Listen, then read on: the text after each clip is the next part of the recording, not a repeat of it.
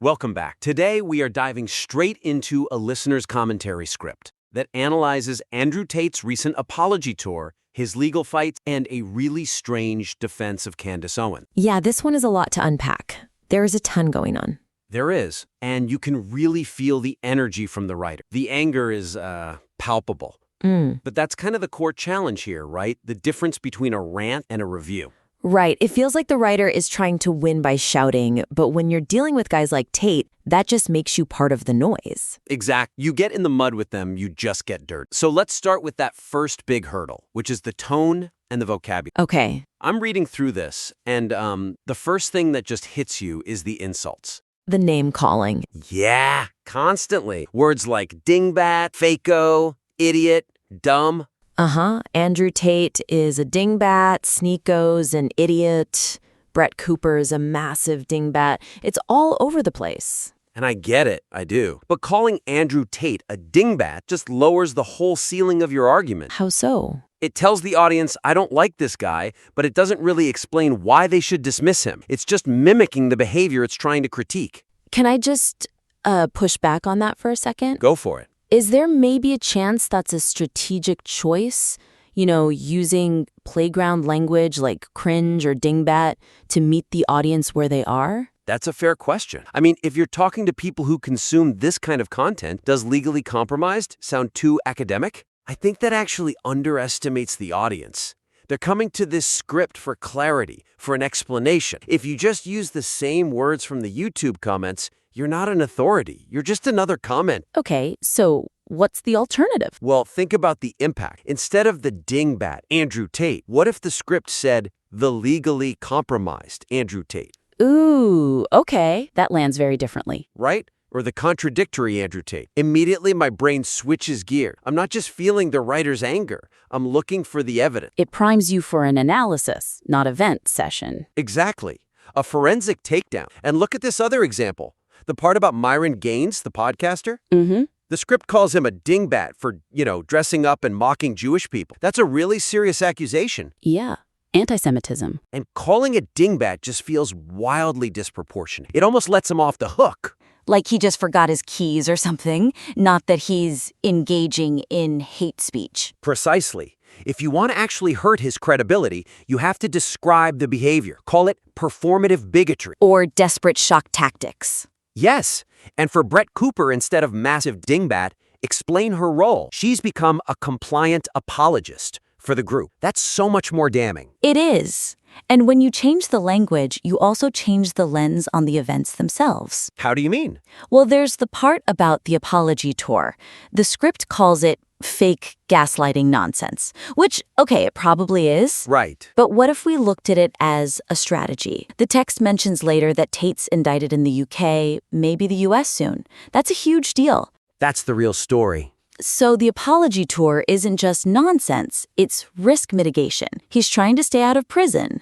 Yes, that's a powerful narrative that gets completely lost when you just call it fake. And the same thing for that Avengers photo critique, the script just mocks them. It calls them dingbatters. Yeah, but if you strip that away, what you're really looking at is a failed branding pivot. They're trying to consolidate a fringe audience because the mainstream doors are closing. It's moving from, these people are annoying, to, these people are calculating and here's why their calculations are failing. Now that is compelling. Yeah, it really is. Now, speaking of calculations and confusion, we have to talk about the Charlie Kirk section. Oh boy, yes. This is a major problem area. The script needs to slow way down here because right now it is just genuinely confusing. Yeah, I had to double check the news when I first read it. Me too. So the script quotes Tate asking, why do you think Charlie Kirk was assassinated? And then he claims, I know who killed Charlie. Okay, hold on. Charlie Kirk, the Turning Point USA guy, he's alive? Very much alive. But the script just drops that quote without any guardrails. A listener hearing that for the first time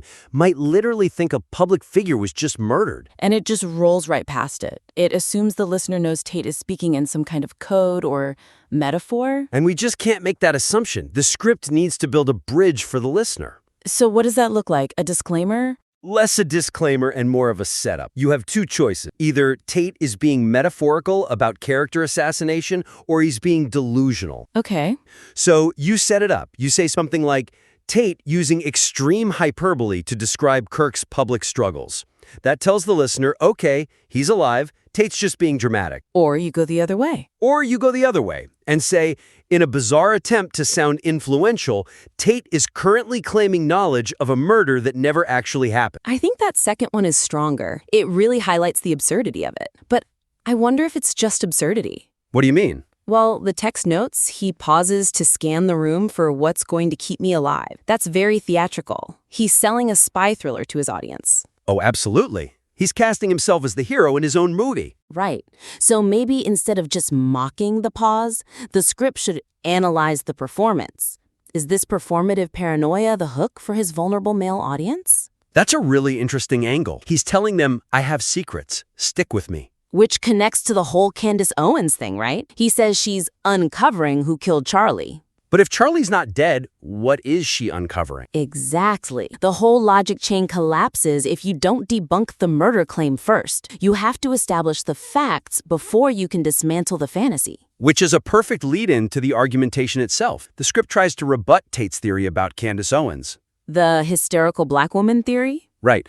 The idea that she's only allowed to speak because the powers that be don't take her seriously. And the script's main counter is basically, that's the dumbest theory I've ever heard. Which, I mean, it might be, but it's not an argument. It's not an argument. It's an opinion. And the frustrating part is the script has all the evidence it needs to destroy Tate's theory, but it just leaves it on the floor. The legal stuff again. Yes! The Turning Point USA NDA, the disparagement clause. Tate's argument is the Matrix ignores her. But reality's argument is Turning Point is suing her for millions. You have to pit his fantasy against her reality. Don't just say he's dumb. Say, Tate claims she's being ignored. The lawsuit proves she is being financially targeted. That is a knockout punch. So much more satisfying. It's definitive. And think about the bots comment. Tate says they use bots to call her crazy. But they're not using Twitter bots. They're using high-paid lawyers to enforce a contract. It completely invalidates his worldview. He wants it all to be about the Matrix, but it's really just about breach of contract. Boring, bureaucratic, legal accountability. That's what they're actually afraid of. You know, that reminds me. The text mentions Tate lost that lawsuit to Nathan Livingston because Livingston told the truth. That feels like a golden nugget we just flew right past. It is. It's crucial. I would love to see a direct parallel drawn there. Tate lost because he lied. Candace is in trouble because she breached a contract. Yes! The common thread isn't the Matrix. It's that when you get into a real courtroom, the internet rules don't apply anymore. That is the theme. That should be the backbone of the entire script. The internet versus the courtroom. And it makes me wonder about their alignment, too. The script mentions their commonality is hating Israel.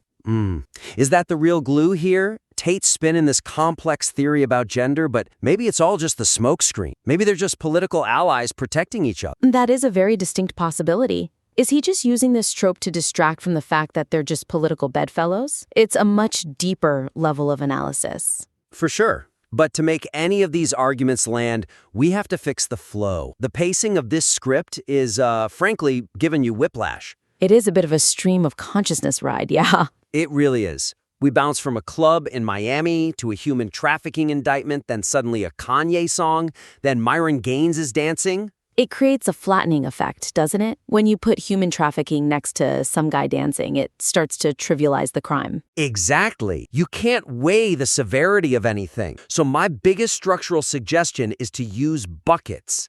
Group the content into themes. Okay, what kind of bucket? I'm thinking 3. Bucket number 1, the social and optics fallacy. All the cringe stuff? All the cringe stuff. The Miami Club, the Avengers photo, the apology tour. Group it all together and show how desperate they look. Dismantle their cool factor first. Okay, so strip away the aura. I like that. Then what? Then you hit them with bucket number 2, the legal reality. Ah. This is where you put the indictments, the Nathan Livingston loss, the Milk Bar TV victory. You go straight from look at them dancing in Miami to look at them losing in court. The contrast does all the work. That's a strong pivot. They act like kings in the club, but they're defendants in the courtroom. Exactly. And then, finally, bucket number 3, the conspiracy pivot. This is where you put all the Candace Owens and Charlie Kirk stuff. Ah, so once you've established they're desperate and in legal trouble, you can explain why they're spinning these conspiracies. Their distraction. It gives the whole thing a narrative arc. You know, Thinking about the transition between those first two buckets, social to legal, the text mentions Sneeko blaming Andrew and Andrew blaming Sneeko. There's infighting. Yes, use that. That could be the bridge. Why are they turning on each other? Because the legal heat is rising. So you use the infighting to pivot from the social performance to the legal consequences. That is perfect. It feels completely organic. And there's one more structural thing I do. What's that? The text quotes Tate saying, "Young people are vulnerable men. They listen to me all the time." Yeah, that's a chilling quote.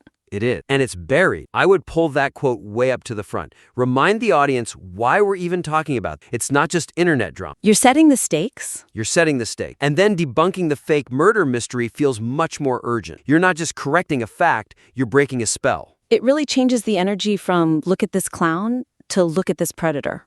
Which goes right back to where we started, doesn't it? The tone. If you treat him like a clown, the audience laughs. If you treat him like a predator, using facts and analysis, the audience learns. Right. So let's just quickly recap the plan for this rewrite. Okay. First, the tone audit. Go through, find every dingbat and idiot, and replace them with analytical terms. Legally compromised, performative, sound like the adult in the room. Second, clear up the Charlie Kirk confusion. Do not let that assassinated quote stand on its own. Frame it before you say it. Third, use your evidence. You have the facts about the lawsuits. Use them to crush the emotional theories.